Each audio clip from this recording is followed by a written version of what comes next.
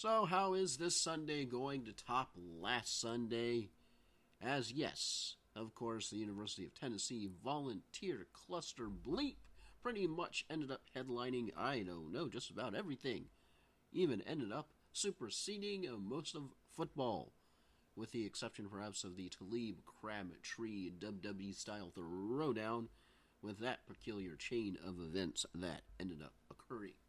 So, we have the U of T volunteer cluster that has extended even into Friday, as of course Greg Schiano is going to be the coach. No, wait, there's an internet protest. There's a protest on campus, so let's pump the brakes. And then all of a sudden, by the time Sunday's most of the football was done, Greg Schiano was already out as volunteer coach even before he was in as volunteer coach. Then cries for John Curry to be fired, of course, rang out, but that settled down until Friday, which of course he was then fired, and former head coach of the Volunteers, Philip Fulmer, was brought back in the role of athletic director. I think you need a program to tell who's doing what, who's on first, what's on second, even though that's baseball, this is football.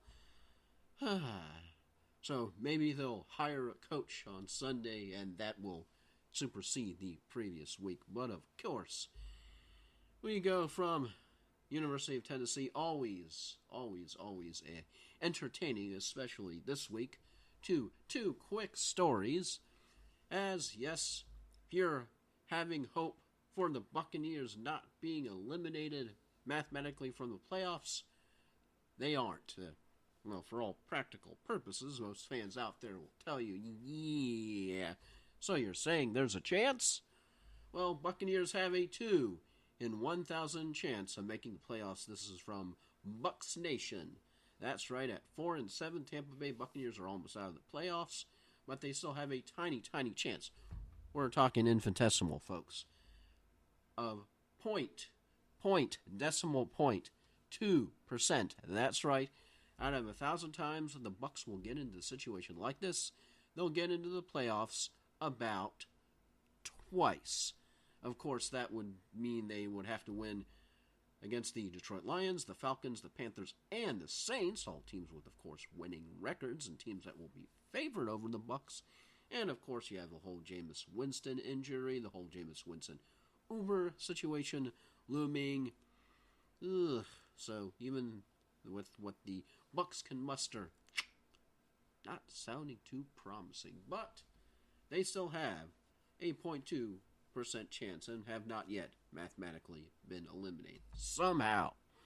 Then we go from, so you're saying there's a chance to, well, you've heard of self-check, self-serve. How about self-waffle from West Columbia, South Carolina? This from WSBTV.com. A hungry, slightly inebriated man knew just what to do when he stopped by a South Carolina Waffle House early Thursday, only to find the restaurant staff snoozing. He cooked up his own meal, snapping selfies along the way. Alex Bowen said in a Facebook post that he stopped by a Waffle House in West Columbia because he couldn't sleep. The restaurant employees apparently did not have the same problem. I walked back outside to my car to look for employees, Bowen told WIS. No one in sight. It wasn't until he walked back in the restaurant they noticed an employee snoozing in a corner booth. Then it was go time, Bowen told WIS. I got on the grill with a double Texas bacon cheesesteak with extra pickles. When I was done, I cleaned the grill, collected my ill-gotten sandwich, and rolled out. He told WIS that he normally would have gotten behind the grill. I give all the credit to my old friend Vodka, Bowen said. He said he returned later to pay for the sandwich as proof. He posted a photo on Facebook of himself smiling with a Waffle House employee. In a statement released to WS, a Waffle House spokesperson said employees reached out to Bowen to apologize and that the employee photograph by Bowen while sleeping in one of the restaurant booths has been suspended. Whoops! For a week. For safety reasons, our customers should never have to go behind the counter, the statement said. Rather, they should get a quality experience delivered by friendly associates. We are reviewing this incident and will take appropriate disciplinary action. So, maybe not entirely a good deal to have selfies snapped of you when you're sleeping. Ouch. So, I guess all the employees are sure hoping that corporate will waffle with disciplinary action, but doesn't sound like they'll iron things out too easily with this case. So, that's it for me this Saturday evening.